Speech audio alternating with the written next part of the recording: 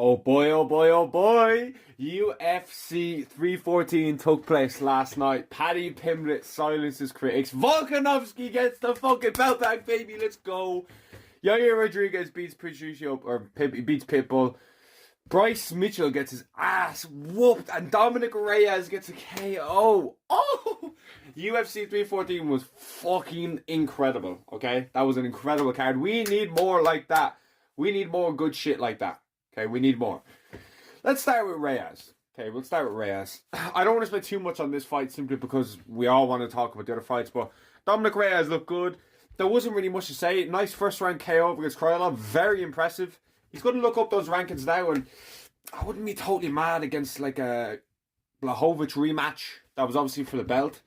Just give Dominic Reyes someone good. Give Dominic Reyes someone good. It's so good to see Dominic Reyes winning, man. Everyone like that. You know when it says press X or everyone like that, and like what a fucking, that was just great. That was absolutely great to see Dominic Reyes win.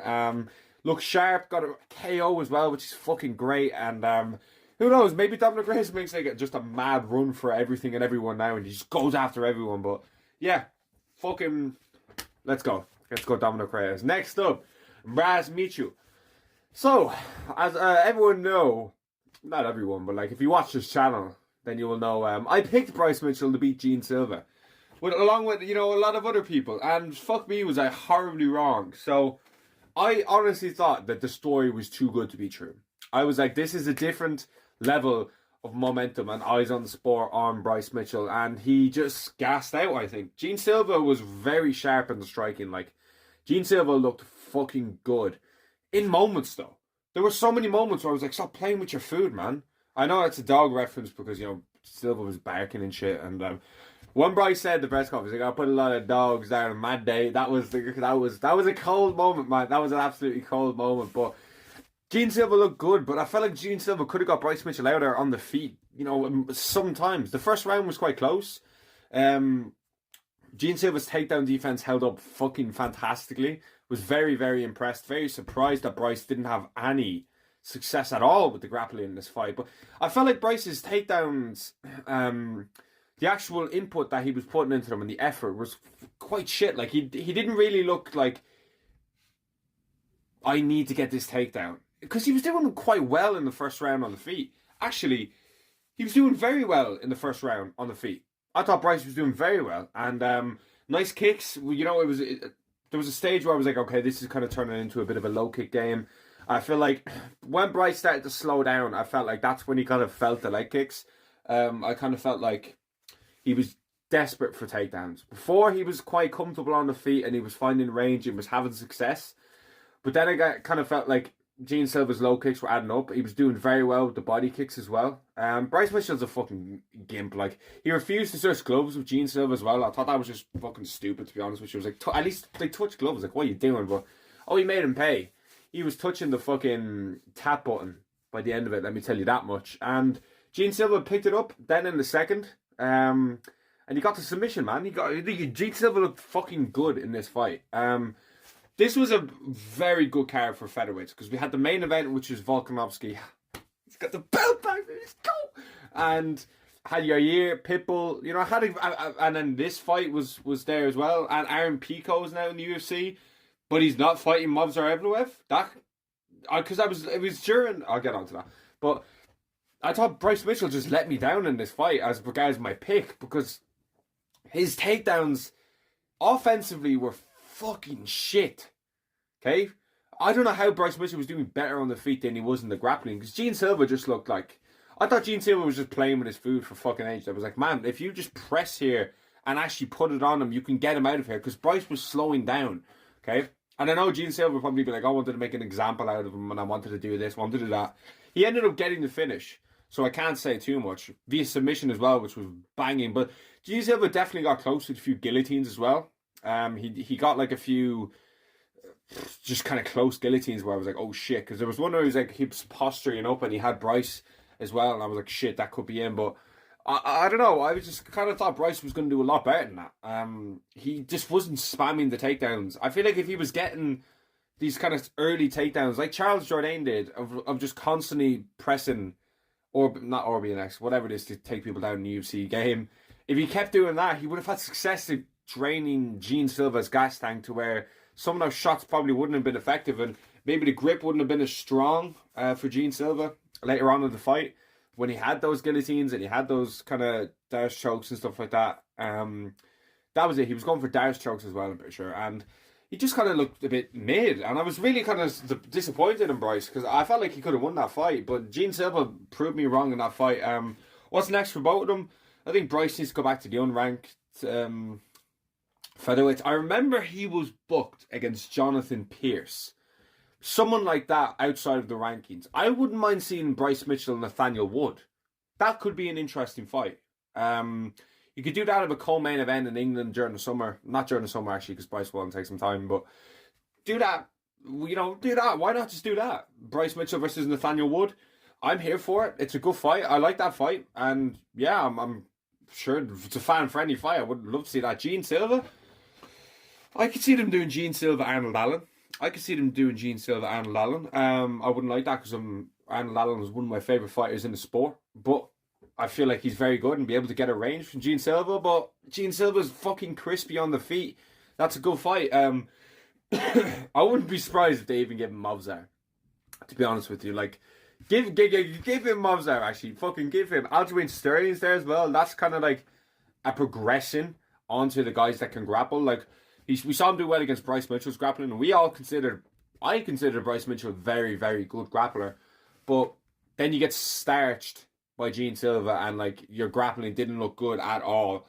It does make you think, okay, maybe the next kind of upper echelon of the grappling division would be Aljamain Sterling, and there's a few options for Gene Silva. There's probably a few matchups that need to take place first. So yeah, I not much to say about that apart from that really. Like disappointing Bryce Mitchell because I picked him to win and I actually had a bit of money on him. Thought he was a great underdog, to be honest with you. But Gene Silva, well, especially when I saw Gene Silva struggling to make weight, because he missed weight, first of all, that's when I was like, oh, yes, my prediction is going to come true. But it didn't. We can't get them all, unfortunately, even though I got the main event right in the co-main event, and Rogerio Rodriguez, and Dominic Reyes by KO. I actually picked Dominic Reyes by KO, I'm pretty sure. So I did very well on this card. I picked Chase Hooper as well. I did well on this card. I did well. Next up, we have Yair Rodriguez versus Pitbull. Very Yair Rodriguez-esque. I think Pitbull played into his kind of fight way too much, to be honest with you. I think you're going to be slow in engaging and you're going to keep at range is perfect for Yair Rodriguez. Yair did exactly what he needed to do in this fight.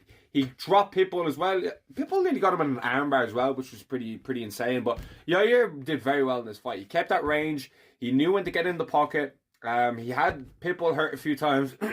He dropped him as well. And I just think Yair is very good at keeping the range game. I don't think there's many fighters in that division that are going to stick with Yair at range to where they're actually going to find success. And I think Pitbull learned that the hard way. The first round, he completely froze.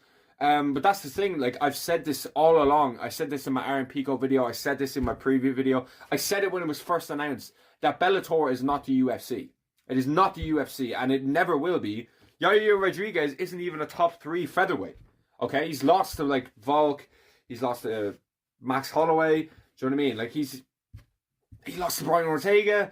He's lost to a lot of people. He's lost to a lot of the top of the division. And Yair beat him in every round, in my opinion. Thought it was a clear 30-27. And I don't really see a Pitbull really progressing now in this stage of his career. The later stage of his career. I really don't see him making a surge next or something like that. Like, you could even do Bryce Mitchell versus Pitbull. Maybe, like, he's unranked, so, like, to give him a Yair Rodriguez in his debut is, like, quite harsh. But then again, like, this is a Bellator champion multiple time.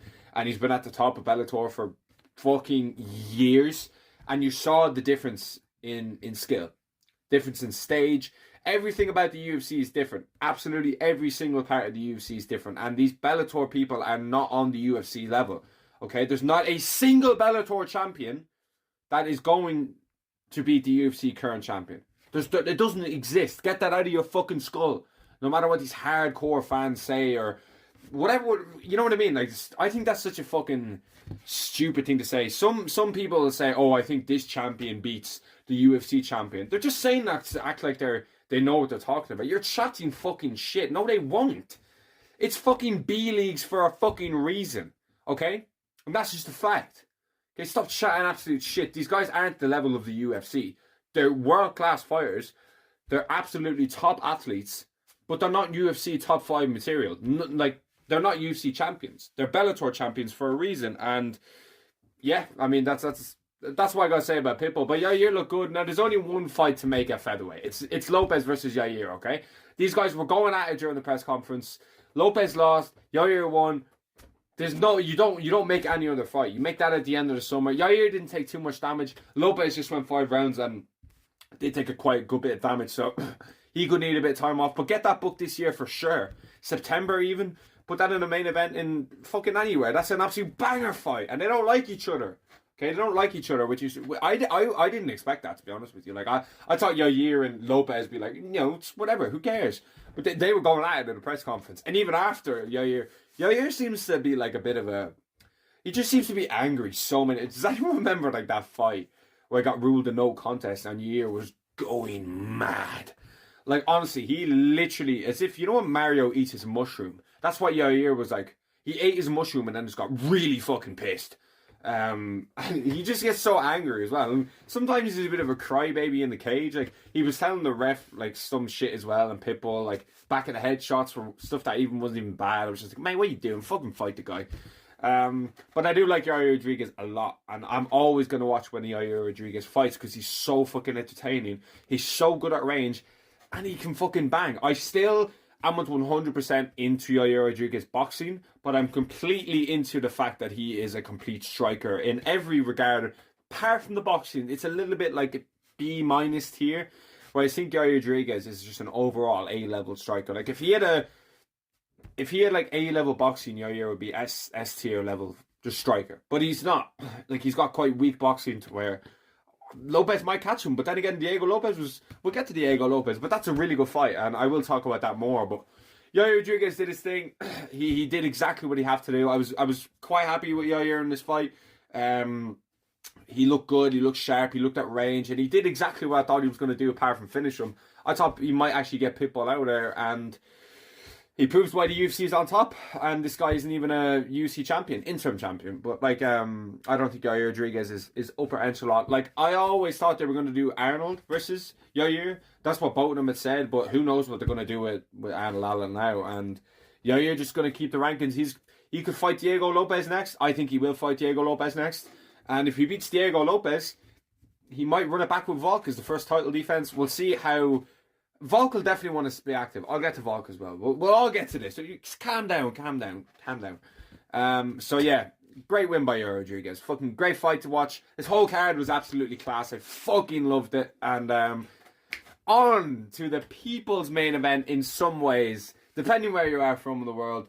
Paddy Pimblett, the bad man as I call him. The bad man beat the absolute fucking shit out of Michael Chandler. And I have 2 mates that were giving me stick the whole time. They were like, Paddy Pimblett's going to get starched here, okay? And I let them fucking know today that Michael Chandler, you can never bet on Michael Chandler to win a fight. Even, I think, real G's remember Dean Barry, okay? Dean Barry probably give Michael Chandler fucking havoc at range, but I'm only messing. But yeah, Pimblett did better than we all thought. No one really saw that coming. I certainly didn't see Pimblett being able to do that. Like, the knee he landed on Chandler to be able to get that cut was absolutely insane. Chandler's power is definitely a talking point, but I was honestly, man, I think you need to give Pimblett all the credit in the world here of how good his boxing looked. That was one thing that really surprised me to where, damn, this dude is legit. The dude that fought Vargas, the dude that fought Jordan Levitt, the dude that fought Jared Gordon is no more. Paddy Pimblett has truly transformed his game to where he gives a lot of people trouble. And we're going to talk about the top 5 and who he might fight and who he might actually beat. But it's crazy to think that Paddy Pimblett is in this position. And we need to give him all the credit in the world here to where he's proven us all wrong. And I picked him to lose. I can't remember if I picked him to beat Bobby Green. I don't think I did pick him to beat Bobby Green. I definitely saw a way Pimblett was going to win, but damn, man, like you beat Bobby Green in the way you did, okay? Like he shot in a takedown and then Bobby Green got submitted. A lot of people saying, what a fucking idiot. These top guys aren't going to shoot in those takedowns. as much as Michael Chandler's fight IQ is shit, this victory had nothing to do with how bad Michael Chandler's fight IQ is. It was 100% on how good Paddy Pimblett is and how good Paddy Pimblett looked in this fight. And the credit, just credit to Pimblett. Honestly, that's really the main thing here. Is just, I'm chuffed for him because we all know how I feel about the drought of champions and the drought of names in this sport. Pimblett is a step in the right direction. This card was a step in the right direction. A big one. Okay? We're going to talk about that with Volk as well. Activity. And it's going to be interesting to see where Pimblett goes from here because you match him. Paddy Pimblett's next fight will be against a Justin Gaethje, an Arman Tsarukyan, a Dan Hooker, a Max Holloway, and Ilia Topuria. That is a possibility for Paddy Pimblett now, to one where I'm like, I wouldn't even mind seeing it because it makes sense now it makes more sense now than it did when they were actually beefing, like 3 and a bit years ago, when he threw the fucking hand sanitizer at him for absolutely no reason as well. And he got dropped by Jai Herbert. That was the greatest fight in our card ever, by the way. That was unbelievable. But it's quite mad to see the Pimblett that fought Jared Gordon is just absolutely dismantling Michael Chandler. And it's crazy, that fact that the first round some judges gave it to Chandler. I was like, that's crazy because I thought that was quite a clear Pimblett round personally. I thought Pimblett was just... I thought Pimblett won every bit of this fight. Do you know what I mean? Chandler landed sometimes, but like... No one's beat the shit out of Michael Chandler like that in the UFC. I think the closest thing we've had was Gaethje, because Gaethje was landing a lot on him in the last round. Or Charles Oliveira, I suppose, back in November did well, but it wasn't like an absolute beatdown. Do you know what I mean? Like, Pimblett beat the absolute fucking shit out of him to where like the referee was like, stop, like, you might kill this human being. And myself, nor anyone thought Paddy Pimblett was going to dismantle Michael Chandler like that. It was an incredible performance. And I would love to see Paddy the Baddy versus like a Dan Hooker. I think that's a good next step for Pimblett. That's going to test him in the striking. That's someone that's lanky at range. Because I always say, I think just like I think Dan Hooker is a Tesco Max Holloway. A lot of people might think that's disrespectful. That's honestly how I feel. I honestly feel Dan Hooker is just nowhere near as good as Max Holloway. I think he's got similar attributes to where he's lanky, he'd be able to pick out range, and he's got decent hands, but he's not Max Holloway's level.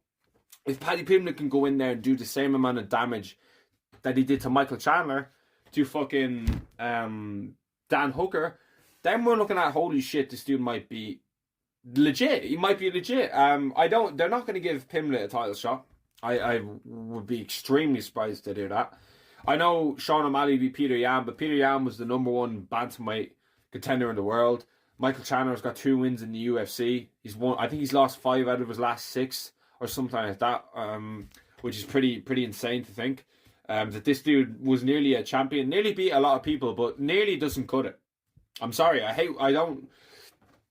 nearly doesn't cut it when you get finished in every fight. You know what I mean? No one's going to remember you nearly winning the belt. People are just going to remember you for losing every fight. And that's the story of Michael Chandler, unfortunately. I don't like Michael Chandler, so I'm not exactly sad that he's lost. If this is his last fight, I'm not sad. He's entertaining. He's entertaining for sure, but I don't care about Michael Chandler and his career. Do you know what I mean? He's talked so much shit and he acts like he's one of these elite UFC fighters when you're just not. You just got the absolute shit. Jared Gordon did better than you. You know what I mean? Tony Ferguson arguably did better than you. And that's all I got to say about Chandler there. I just don't care. And very happy for Pimblett. So happy for Pimblett. He's a really good guy, Paddy, and I really like him. And I think he's going to do extremely well in this sport to where you could see Paddy Pimblett in a title fight in the next year. Within the next calendar year. We could be sitting here this time next year and saying International Fight Week is coming up. We could see Paddy Pimblett versus whoever the belt holder is. Or if Makhachev moves up completely, they could do a vacant belt.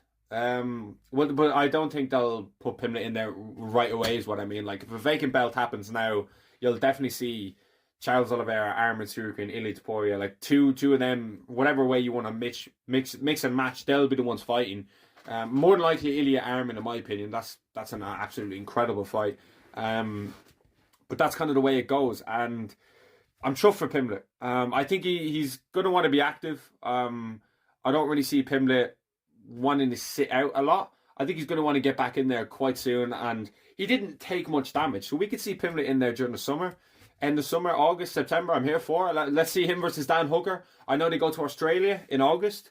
Put him versus Dan Hooker on a co-main event to whatever title fight you want to put on there. Or put him just as a fight night main event. Number one contender fight, 5 rounds. I'm here for it. I'm absolutely here for it. But absolutely chuffed for Paddy Pimblett. Michael Chandler, keep your head up, man. You always bring it, but I don't really care. Main event, Alexander, the greatest featherweight of all time, Volkanovski, has beaten Diego Lopez, and we'll break it down. So the first round, I was like, holy shit, Volk is sharp. Volk is absolutely on fire. He looked like he might put Lopez away a few times. He had hurt Volk. Fucking hell. He had hurt Lopez a few times, but Volk was completely in charge of this fight. Diego Lopez had moments in this fight. 248, 48, 47 is a bit crazy to me. I thought it was a clear 49, 46. Volkanovski, like you could argue, had majority of the. Obviously, I don't want to start anything here, but I just thought Volkanovski was a clear winner. I don't think you can give 2 rounds to Lopez. I'm not sure what rounds they gave him, to be honest with you, but I thought Lopez only had moments in this fight. Volkanovski was completely in control of this fight, in my opinion. Like, Lopez dropped him, I think it was the end of the second or third. But even the commentary team was saying, Volk still won that round. Volk was clearly beating Lopez. He had him really hurt there at the end of the first as well, I believe, where he was landing ground and pound to where, like, if that was fucking, like, middle of the round, he could have got Lopez out there. He had rocked Lopez a few times with his right and left hands. He was landing great combinations, and it was just great to see Volk back in there on such good form as well, to where a lot of people are going to be like, this is a fake belt. He lost to Ilya. He's not the real champion. Fuck you, okay? That is the greatest featherweight of all time. Regardless of how many losses, regardless of any of that. Just because he's lost doesn't mean he's the greatest. Ilya Topuria isn't even... Ilya Topuria and McGregor... Obviously, Ilya Topuria is not above Jose Aldo. He's not even above Max Holloway. Okay? He's not above Max Holloway. You cannot have 1 title defense. Okay? 2 top 5 wins. Top 10 wins. And say you're the greatest featherweight ever. When you got Volkanovski at the best time possible, and Holloway was moving down after 155 and looked like a shell of himself, and is gone from the division now because of that. Okay? It's just a fact. I've said this on the channel multiple times. Okay? It's just great to have Volkanovski back with the belt. But the one thing I'm most hyped about is having an active featherweight champion back. Okay? Volk's going to take some time, but it's April. Don't be surprised if you see Volkanovski in there mid-August. Don't be surprised. I know a lot of you newcomers will look at that and say, that's way too soon. He needs 6 months at least, like every champion. You just don't remember the good old days of people defending their belt every 4 months. You know what I mean? That just wasn't a thing. And I can honestly see Volkanovski getting back in there at the end of August, start of September, against a Movsar Evloev or someone like that. You know what I mean? Volkanovski is not afraid to fight anyone, and he's going to be active. And if he fights Movsar, that's a win for Volkanovski. Because I think the only way you're going to beat Volk is by chinning him. I genuinely think that's the best way to beat Volk, is to chin him. And I know Holloway beat him in the second fight, but Volk schooled him in the third. You know, I just don't think there's a featherweight or anyone out there in that weight class. Obviously, Makhachev beat him in a decision in the first fight, and he did beat him as well. I thought Makhachev won that fight. I just think if you're going to beat Volk, you have to chin him, because we saw in that fight how good Volkanovski is at just piecing up, finding the range, just being an active on the feet, more active than his opponent on the feet, to where Lopez was putting 100% into every shot. Volk was putting maybe 30, 40, and then when he was landing, clean on the chin to where Lopez was hurt. This was one of the best Volkanovskis I have ever seen. He got caught. It happens, okay? And there was one stage where like Lopez's glove had like grazed his eyelid, and Volkanovski was moving back, and I was like, oh my sweet Jesus Christ. I cannot see Volkanovski get laid out once again. It would just break my heart too much. Like, I'd probably retire from the sport, but I wouldn't do that. But like, I was just like, oh my God, like I was screaming. I was like, please hold on, because you're winning the fight. And Volkanovski won. He got that belt back, and it's one of the greatest stories that you will see in featherweight. Okay, the guy that got written off by literally everyone, 2 KO losses, and even myself was saying he's got knocked out twice in a row. He's been inactive, and he's going to be facing a massive power puncher who's all the hype. Okay, and for Diego Lopez, you have an insane future in this division. You are the future of featherweight. You are the absolute future. You're going to fight Yair Rodriguez soon. That fight will happen. I want to see that booked in September. Okay, neither of those guys, like, obviously Lopez took a bit more damage than Yair, but, like, Lopez is a fucking stud. If he takes, like, 6 weeks off, 2 months off, you'll be able to get back in there in September, August. And end of August, early September, was it? It's mid-April now. You take off to the middle of June, halfway through June, you're back training camp. All of July, all of August, get in there at the end of August, start of September. I don't think it's ridiculous. It's not ridiculous to say that. And what a fucking card this was. What an absolute card this was. I'm so happy Volkanovski has that belt back.